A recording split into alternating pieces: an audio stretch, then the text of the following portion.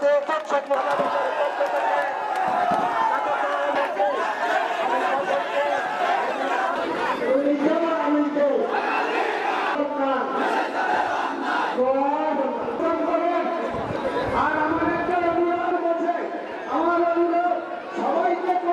শেখ হাসিনা এগিয়ে চলো।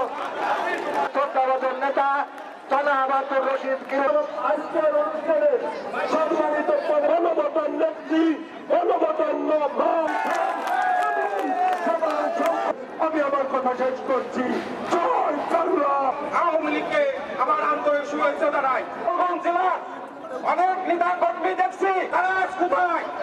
6 বছর আগে আমাদের 25শে আগস্ট আওয়ামী লীগের নেতারা অবহেলিত। আপনারা জানেন আমরা কি অবস্থায় আছি, আপনারা সবাই জানেন। সুতরাং আপনারা সবাই ধৈর্য